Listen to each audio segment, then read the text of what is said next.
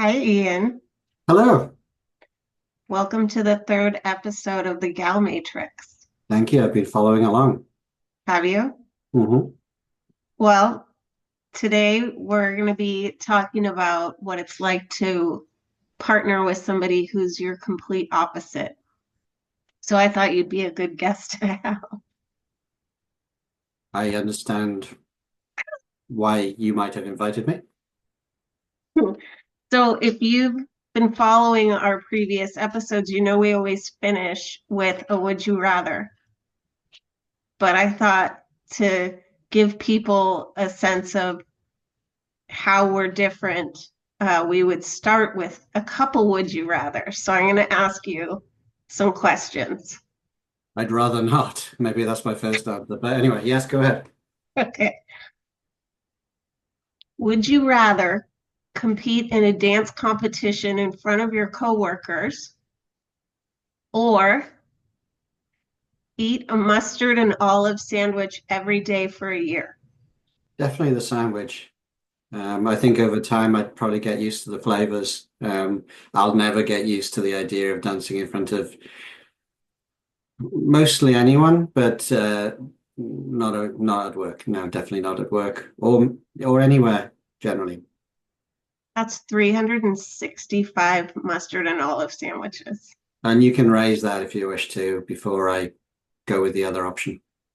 See, I actually like mustard and olives, but I would still pick competing in a dance competition in front of your coworkers over eating that every day for a year. I would rather you dance in front of my co-workers than I do it. Thank you. I'm going to take that as a compliment. Okay, the next one is kind of perfect because Frankie's in the background, probably eating the couch. Yeah. Would you rather pose as the month of August in a calendar called The Hot Honeys of Wales or agree to as many dogs and cats as I want for the rest of your life? That's a harder one because I do not know there'd be a lot of people queuing up for the Hot Honeys of Wales calendar, so it might be quite exclusive and limited. Um, but then again, it's who else would be in this calendar? But yeah, Well, obviously, probably go Harvey. with yeah, I'll probably go with the calendar. Wow. It really depends, what I'm wearing and how much I'm wearing. Well, that's why I picked the month of August because it's summer, so you would probably be in a Speedo. Oh, hi, Penny. But in Wales, it's always raining, so no. Okay. Hmm. Obviously, I would pick having as many dogs and cats as I want forever and ever and ever. Yes, I know. Okay. You're pretty Oh, much fulfilled that wish already. all right. Yeah, but I have to feel guilty about it. Like you get really angry every time I bring another one in the house. It's working. No, it's not working because we still get more. I said no more this time. Okay. This is, I think, going to be the hardest. Would you rather listen to nothing but 90s R&B for the rest of your life or sing the song I'll Make Love to You karaoke style? That's Boys to Men, by the way, in case you didn't remember. I've played it pretty Yeah. many times. In front of the camera at the next company board meeting.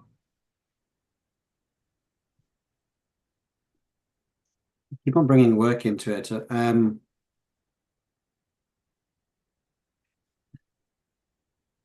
R&B for the rest of my life is too much. I don't know I can do that.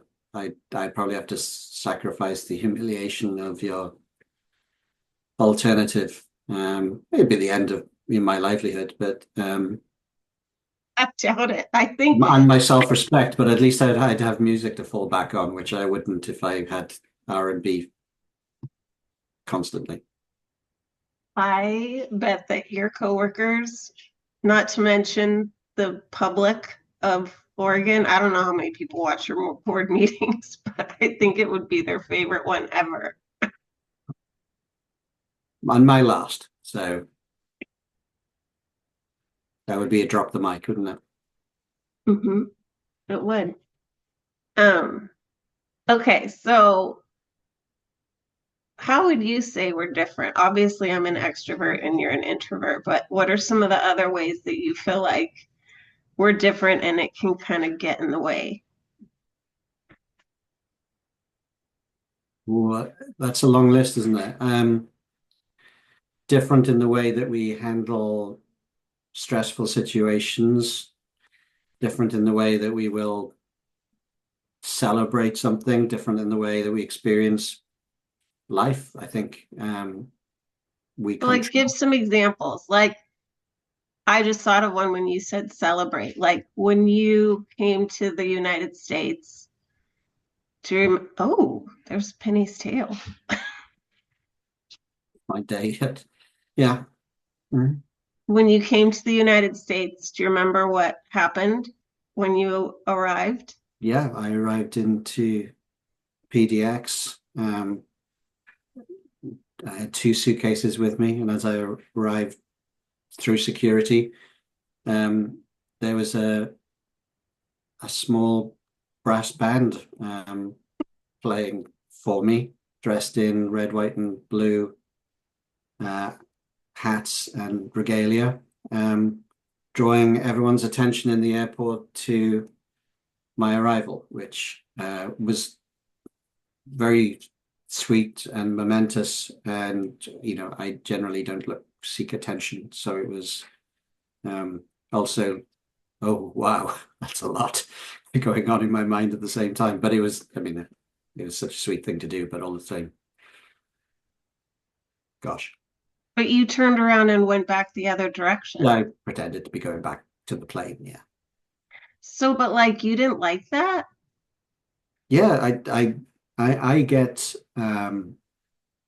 I don't enjoy the spotlight so much. I don't enjoy all eyes on me. I don't tend to seek that out. So um it was a really fun moment. I don't think it's a great example of my introversion so much because it was really cool. But um you you think big in those ways and I think small in those ways. So it's just one of the ways we contrast. Yeah, If why you didn't I if get a you were brass if you were band? traveling to the UK, I wouldn't arrange for a band to greet you, that kind of thing. Yeah, that's what we were saying the same thing at the same time. Like that, I would love that. You would. You don't get that with me, and I'm sorry. Well, that's all right. I'll keep you anyway. So you mentioned stressful situations. How do you feel like we're different? Well, you're kind of a doom mongerer.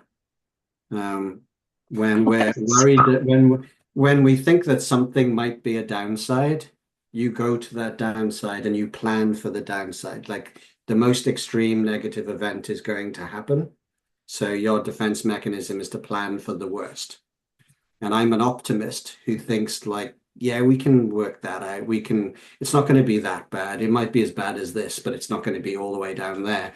And I plan to move forward from here, not really entertaining the very worst that could happen. So in a moment when we're faced with some adversity, whatever it is, I'm like saying it probably won't happen. Let's do this. And you're going, it's definitely going to happen and it's going to be terrible. Um, I probably frustrate you because don't go to the place that you've gone to, and you frustrate me because it's kind of I don't want to be dragged all the way down to the worst possible scenario. So that's one of the ways that we differ in those situations. That's, I don't disagree with that, but that's interesting you say that because I feel like we're the opposite when it comes to work. So, like, you do one thing at a time and you have to have your environment like structured. You have to be right in front of your computer and you have to prep for every meeting and conversation. And I have always been more comfortable just like taking a call in the car and, like shopping while I'm talking somebody off the ledge from wanting to fire somebody. And so that's like a little bit of the opposite. But I agree when things are scary or like it feels like there's something threatening on the horizon, I always go, okay, what's the worst case scenario? How will I deal with that? Can I deal with it? And once I've done that whole process, then I feel like, okay, I'm ready for the worst. And if something less than that happens, cool. Can I go back to taking calls in the car? You're being more um, fluid, if you like. Mhm. Um, I think of it a little bit differently in that um, you sometimes describe it as you can multitask and I'm not. I can do one thing at a time. I don't see it quite like that. I'm just very linear, as in I can have five things going on, but it's you do A before you do B before you do C, and they're all kind of have to follow a path that I've designed for myself that's going to Mhm. get me to maybe a tried and tested way to the end that works for me. When you're like doing the 12 things and then not necessarily you haven't thought so much about the necessary sequence, you're just getting it done. And that means you might take four steps, that you might do step four before you do step two, but you're doing 10 things simultaneously. It's just not as, I need it to be linear. I need it to be sequential, but it's not about how multitasking or not, I don't think. That that makes sense. And it's also making me think that we have the wrong division of labor in our house. Because here's why. I'm in charge of the cooking. And I love that you keep having to do you do that all day at work? You just All remove day, all day, Penny from the all day. camera all Yes. day. It's like Mordor. I open that door and there's all sorts of things going on out. There's orcs and everything going on out there. So I never open the door. But okay, so I wonder if other people experience this. Like, I should not be the cook because, as you just described, you need things to be in a linear fashion. Like you said it very eloquently. I'm sure it was partly your accent, but maybe I should be doing like the laundry and watering plants and things like that because it doesn't matter as much what order things get done in. And maybe you should be cooking because as we speak, I'm cooking dinner and it's salmon, but the pieces of salmon were frozen one on top of the other and I couldn't figure out how to get it unstuck. So it's just in there. It's just in there with the top half frozen to the bottom half. I don't know that that's going to taste good. No, no. And my linear thing would be if you had put me in charge of that, then I would have written a little plan for it that, salmon goes into defrost at this time, and then I'll need to. And that actually sometimes is quite frustrating for you. I think that I'm waiting for step B to conclude before step C, and you'll come in and go, just get it out, just get it done. Um, Now I'm more likely, I'm inexperienced at cooking for very good reasons. But I'm more likely to follow all the steps the and it to be all right at the end. You're going to be a little bit more haphazard, and I know you like that word, of oh, this one worked, this one didn't. Like, because it was all I did step six before I did step two. And this time it worked, this time it didn't.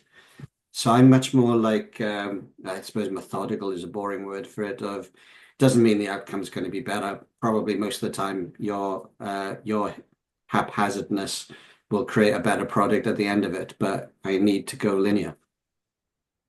I love that you're bringing up the word that I pronounced incorrectly for 48 of my 50 You years. don't have to tell the Gal Matrix.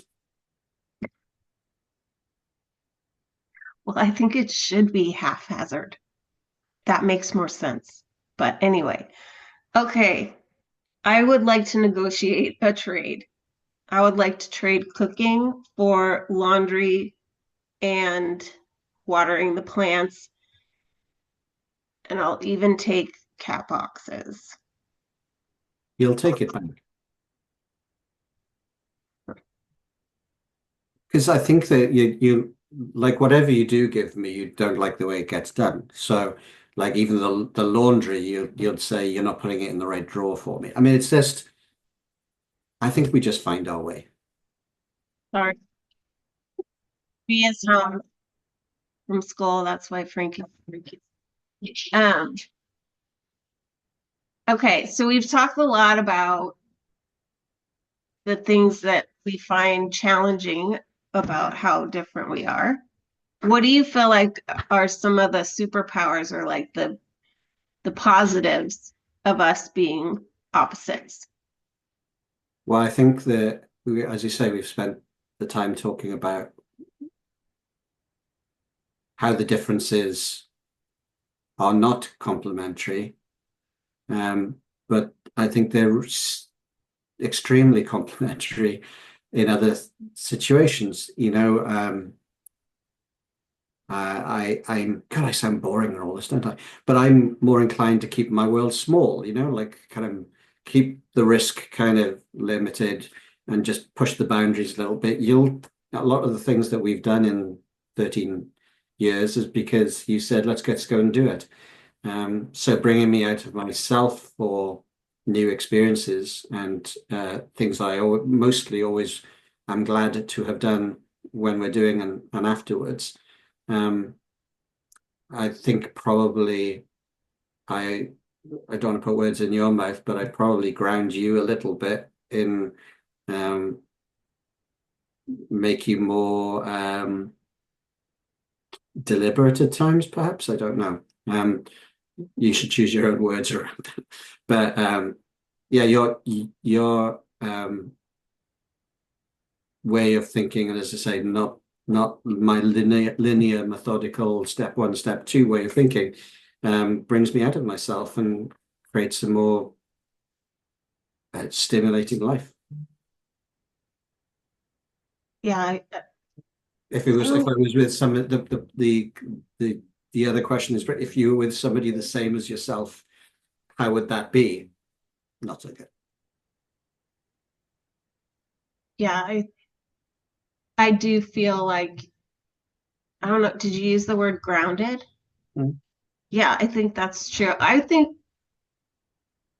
mean, I tend to, fly all over the place, both out in the world and in my mind. And I think that the grounding effect that is the most powerful is the grounding that you do for my mind.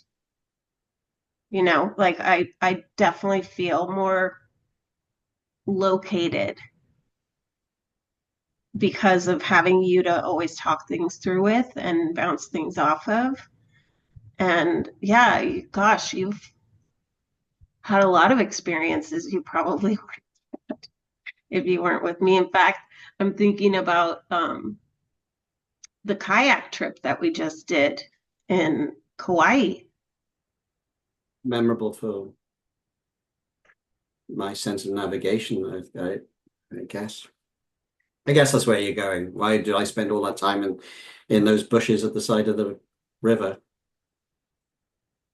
Um, with Millie giving me instructions on how to get with the 8-year-old with better ideas on how to get out of that situation than I. So I guess that's where you're going. I mean, Were you still happy that you had that experience, even though you wouldn't have if it hadn't have been for me? I would like to have been in somebody else's boat, not because of Millie, by the way, but because somebody else would have been creating forward momentum better than me. Well, I did create forward momentum. It was just unfortunately to the side. Well, as we're sitting here talking, the menagerie that we cohabitate with are all making lots of noise behind me. So I hope you'll come up. What? What lessons would other people learn from our conversation today, do you think? What would be takeaways we'd want people to? Well, why don't you go first? And all you ask the questions, so you must have some answers. Um, I don't, for me, it wouldn't work to seek out people who are the same as me. I think the contrast is really important and um, brings out better things in me. Um, and yet at the same time, the contrast is going to be somewhere between infuriating to um, it's somewhere between infuriating and wonderful, depending what's going on at the time. So you can expect a lot of passion one way or the other, I guess, if you're in a relationship with somebody who contrasts with you. For me, the alternative is would be terrible. I think somebody who thought the same as me, the world would shrink, and I wouldn't have so many of the experiences that I enjoy. Yeah, I would probably be in jail if I was with somebody like me. I'm not sure what would happen. And so I agree. For me, I definitely need to have that opposing energy. But of course, I Googled in advance of this conversation to see what like the, Was that when the salmon was frozen? Is that what you were no, doing, Googling? it was before that. Um, the interwebs said that one of the things you have to be willing to do, and this probably is appropriate for any relationship, but I think especially when you're with an opposite personality, is you have to be ready to apologize and forgive. Where are we starting that? Actually, though, I know you're kidding, but we have both done that a lot, far more than I ever have in any other relationship that I've had in my life, like friends, siblings, partners. I've definitely apologized and forgiven more with you. And I don't know if that's because we're older or because when we got married, we shook hands and said that we were only getting out of it through homicide or natural causes. But um, I think that's probably the biggest coping strategy that I think we both use. Sure. Well, thank you, Ian Williams, for coming into the Gal Matrix. I hope you will join us again in the future. Well, please know. Sorry, I forgive you. Bye. I love you. Love you too.